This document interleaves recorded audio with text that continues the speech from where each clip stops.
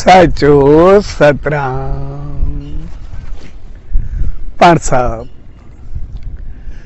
उन सचे साईं जी रहमत पाइण जे लाइ सनन दावन में आहियूं।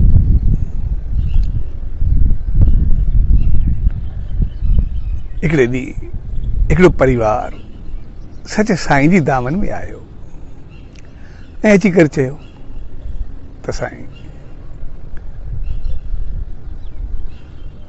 असांजे जीवन में दुख ऐं सुख, खुशी ऐं गम, नफ़ो ऐं नुक़सान यानी हेठि मथां ई सदाई हलंदी रहंदी आहे। इन करे असां कॾहिं कुझु चङे नमूने हमेशह सुख जो सहाबे कोन्हे खयो ऐं वरी कॾहिं दुख ईंदा आहिनि त उहे बि आसीसाउनि सां मिटिजी वेंदा आहिनि। तंहिंजे करे जीवन सदाई डगमगाहट में हूंदो आहे। ऐं जॾहिं उन जे वॾे खां सचे साईं पुछो त उन चयो, साईं, जॾहिं ॾींहं चङा हूंदा आहिनि मां ॾाढो ख़ुशि हूंदो आहियां, पर जॾहिं ॾुखिया ॾींहं थींदा आहिनि त ॾाढो परेशान। तंहिंजे करे आसीस कयो त सदाई सुखिया रहूं, सदाई ख़ुशि रहूं। तॾहिं सचे साईं चयो त हाणे कीअं आहे? चयोसीं हाणे ॾुखिया ॾींहं हलनि पिया। त पोइ सचे साईं चयो हाणे हर रोज़ सुबुह शाम मालिक जो नेम ध्यान सिमरन कयो। सुबुह जो नेम करे, ध्यान करे, उन ईश्वर खां आसीस वठी पोइ कम ते वञो। ऐं जॾहिं शाम जो अचो त पोइ मालिक जो धन्यवाद कयो, उनजी आसीस पायो नेम करे।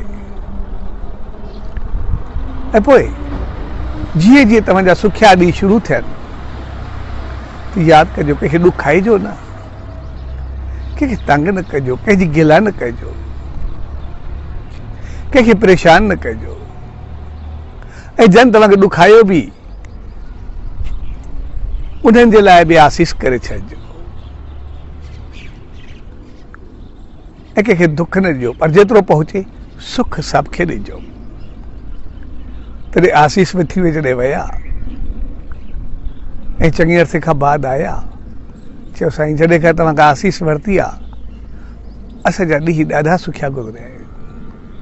असांखे भाग, असांजी क़िस्मत, असांजी इज़त, असांजो मान, असांजो शान, असांजो सुकून, असांजी शांती, घर परिवार में रहमत, सभु कुझु ॾाढो सुठो थियो आहे। ऐं असां सभु तमामु घणो ख़ुशि आहियूं। तॾहिं इहो सभु तव्हांजी आसीस आहे, तव्हांजी आसीस, तव्हांजी रहमत। ऐं इन करे एतिरो कुझु पातो आहे, एतिरो कुझु मिलियो आहे। तॾहिं सचे साईं चयो बसि इहो कंदा अचो। ऐं उनजे पुछण ते सचे साईं चयो, इंसान जो जीवन डगमगाहट ईंदो इन करे थींदो आहे त जॾहिं ॾुख में इंसान ईंदो आहे त मालिक खे यादि कंदो आहे, आसीस वठंदो आहे, उनजी करुणा ऐं कृपा पाईंदो आहे, शेवा कंदो आहे, सिमरन कंदो आहे। पर जीअं ई सुखिया ॾींहं थींदा आहिनि त सभु कुझु भुलिजणु शुरू थी वेंदो आहे। ऐं पोइ पंहिंजो पाण खे अहंकार सां भरींदो, खाधो पीतो, उथी वेठी, दोस्ती, संगत, साथ, सभु कुझु उल्टी थियण लॻंदी। ऐं पोइ कंहिंजी गिला कंदो, कंहिंखे कुझु न सम्झंदो, ऐं कोई वधंदो त उनखे पोइ करण जी कोशिशि कंदो, यानी पुञ जी जॻह ते पाप जे मथां पाप चाढ़ींदो वेंदो। ऐं पोइ जॾहिं पहिरियां पुञ पूरा थी वेंदा आहिनि त पोइ वरी जॾहिं पाप शुरू जो थींदा आहिनि त पोइ उनजो फल शुरू थींदो आहे त इंसानु वरी ॾुखनि में पवंदो आहे।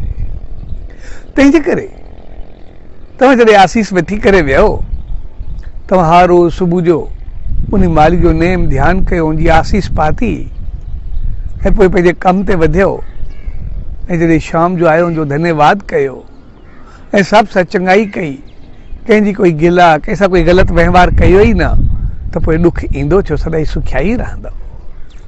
तंहिंजे करे उन सचे साईं चयो त जीवन में हमेशा पंहिंजो पाण खे सकारात्मक ऐं पॉज़िटिव बनाए करे रखो। पंहिंजे जीवन में सभ खे सुख ॾियण जी कोशिश कयो, बहितर वहिंवार जी कोशिश कयो, सभ सां बहितर हलण जी कोशिश कयो। जॾहिं उहो कंदो त पोइ तव्हां सदाई वधंदा हलंदव, कॾहिं पोइते न पवंदव। ऐं सचे साईं चयो सुबुह ऐं शाम इन करे थींदी आहे, छाकाणि इंसान जे जीवन जी शुरूआति उहा सुबुह आहे। जॾहिं इंसान पैदा थींदो आहे, कोई बि जीव, त केतिरो बहकंदो आहे, केतिरो ख़ुशि हूंदो आहे, जीअं उभरंदड़ सिज हर तरफ़ प्रकाश फैलाईंदो आहे। ऐं जॾहिं सिज लहंदो आहे तॾहिं बि तहिड़ो ई हूंदो आहे जहिड़ो सुबुह जो, पर उहा सांझ हूंदी आहे, वञण जी महिल हूंदी आहे। तंहिंजे करे सुबुह जो नेम उन मालिक जी रहमत पाइण जो आहे, ऐं शाम जो नेम ऐं ध्यान जी आसीस उहा पंहिंजे जीवन खे मालिक सां मिलाइण जे लाइ आहे। जेको इंसान सुबुह जो नेम ध्यान कंदो त उहो वधंदो रहंदो, ऐं जेको शाम जो कंदो अॻिते उनखे मालिक जी रहमत जा दरवाज़ा खुलण शुरू थी वेंदा। छाकाणि त जॾहिं इंसान सांझ मीन्स पोइते पवंदो आहे, जीवन ढलंदो आहे, ॿुढापो ईंदो आहे, त पोइ मालिक जी यादि हुअणु खपे। ऐं सांझ हमेशह यादि ॾियारींदा त जीवन खे सांझ ज़रूरु अचणी आहे, शाम ज़रूरु थियणी आहे। सो उन शाम थियण खां अॻु में पंहिंजी तयारी पकड़ो, ऐं पोइ जॾहिं सांझ अचे त पोइ कंहिं क़िस्म जो कोई ॾुख या तकलीफ़ न हुअणु खपे। जेकॾहिं उहो कंदा आहियूं त वधंदा आहियूं, जेकॾहिं उहो न कंदा आहियूं ऐं अञा पंहिंजी मनमानी कंदा आहियूं त पोइ तकलीफ़ थींदी आहे। ऐं सचे साईं चयो जीअं राजा दशरथ खे ॾिसंदासीं, उनखे 3 राणियूं हुयूं, कौशल्या, सुमित्रा, कैकई। जॾहिं उन ॾिठो त मुंहिंजा वार सफ़ेद थियण लॻा आहिनि, जीवन जी हाणे सांझ थियण वारी आहे, ॿुढापो अचण वारो आहे, शुरू थी वियो आहे, त पोइ हुन सोचियो त हाणे राजगद्दी राम खे ॾियणु खपे। ऐं हुन सोचियो बि सही ऐं हुन ते अमल बि शुरू कयो। पर जंहिं ॾींहुं उनखे राजगद्दी ॾियणी हुई, उन हिकु ॾींहुं तयारी शुरू थी वयूं, हर तरफ़ ख़ुशी ऐं शादमाना हुआ। पर शाम जो कंहिं बि कारण राजा कैकई जे महल में वियो। पर सम्झण जी ॻाल्हि इहा आहे तूं कौशल्या ऐं सुमित्रा जे महल में कोन वियो, जॾहिं त उहे बि त राणियूं हुयूं ऐं अञा वॾियूं राणियूं हुयूं, पर वियो कैकई जे महल में। ऐं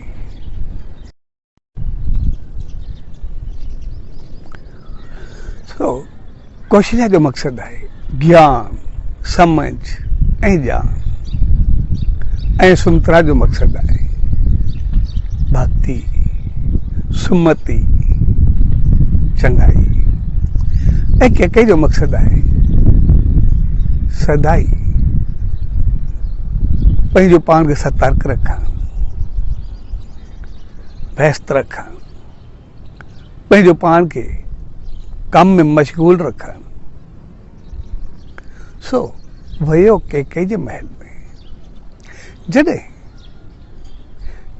हू वियो त उन वक़्तु शाम हुई, सिज लही रहियो हो। जॾहिं कैकई जे महल में वियो त पोइ जेका घटना घटी सभु कुझु उबतो थी वियो। उनजो कारण जॾहिं अगरि ॿिए पासे ॾिसंदासीं, जॾहिं जीवन जी शाम थिए त पोइ इंसान खे ज्ञान ऐं भक्ति जो सहारो वठणु खपे। सतगुरु जी शरण, ईश्वर जी रहमत में वञणु खपे, न कि अञा ई पंहिंजे कमनि में लॻो रहणु खपे, पंहिंजो पाण खे उबते रस्ते ते हलाइणु खपे। न, शाम खां बाद पंहिंजो पाण खे ॿारनि खे संभाले करे ॾे, आस्ते आस्ते पंहिंजो पाण खे फारिग करणु शुरू करे, ऐं फारिग कंदे पंहिंजो पाण खे ग़लति रस्ते ते न पर ज्ञान ऐं भक्ति तरफ़ वधाए। जेकॾहिं ज्ञान ऐं भक्ति तरफ़ वधंदो त पोइ सुखी रहंदो, पर जेकॾहिं अञा ई हाण अञा ई हुनमें हूंदो त पोइ जीवन ईअं वेंदो। आमतौर सां ॾिसंदासीं, जीवन इंसान जो अॼु जेको बि आहे उहो सदाई हाण में, सदाई दुनियादारी में एतिरो त फाथल आहे जे उनखे मालिक तरफ़ वधण जे लाइ एतिरो कोन थो वधाए। जीअं आमतौर हिकिड़ो मिसाल ॾिनो वेंदो आहे त हिकिड़ो सफ़ा ॿुधड़ो जेके 3 पुट मौत जे बिस्तर ते पियो, ऐं मौत जे बिस्तर ते जंहिंमहिल आख़िरी साह पियो खणे तो 3 पुट पुछे फलाणो आहे, हुन चयो हा बा, हुन चयो शायदि कुझु चवंदो। ॿिए लाइ पुछे, चए आहे, चए हा बा, उहो साम्हूं आयुसि। वरी 3 लाइ पुछे, हुन चयो हा बा, 3 आयुसि। वरी 3 आयुसि, छड़े छोरा 3 ई त बि थिया, बाक़ी दुकान ते केरु वियो आहे। सो हक़ीक़त में इहा हालत आहे। असां मौत जे बिस्तरे में बि संसार खे छॾे न सघंदा, छाकाणि असां पंहिंजी शाम या संझा उहा न सवारीसीं, उन तरफ़ कोन वधियासीं। ऐं जेकॾहिं मौक़ो शाम जो मिलियो बि सही त पोइ राति जो खाधे पीते अजाई ॻाल्हियुनि ऐं कचारी में अञा ख़राबु कईसीं। पर जेकॾहिं उन सचे साईं चयो असां सुबुह ऐं शाम पंहिंजी संवारीसीं त पोइ सभु कुझु संवरजी वेंदो।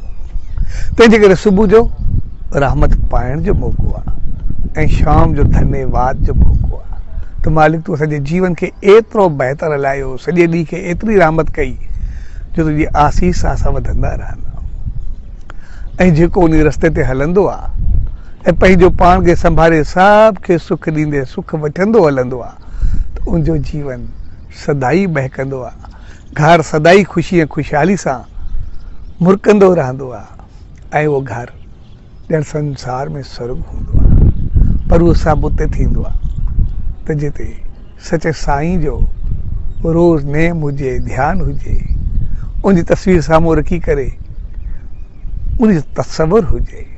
छाकाणि जॾहिं बि सचे साईं जी दर्शन कंदासीं त पोइ उन वक़्तु उनजूं रहमतूं, उनजा गुण, उनजूं चङायूं असांजे जीवन में ईंदियूं ऐं अमल कंदे पंहिंजे जीवन खे ऊचाई ॾींदासीं ऐं पोइ संसार में सुख, शान, समृद्धि, मान सभु कुझु हूंदो ऐं अॻिते उन सचे साईं जी गोद हूंदी, मालिक जी रहमत हूंदी, ईश्वर जी कृपा हूंदी, प्रभु जी करुणा हूंदी ऐं असां हित ऐं हुत सदाई सुखी व आबाद रहंदासीं। सो उन सचे साईं दर इहा ई अरदास त पाण सभिनी खे अहिड़ी सुमत ऐं रहमत बख़्शे जो पंहिंजी सुबुह ऐं शाम खे संवारियूं, उन सचे साईं जी आसीस पायूं ऐं जीवन खे सदाई बहकाईंदा हलूं। साचो सतराम, साचो सतराम, साचो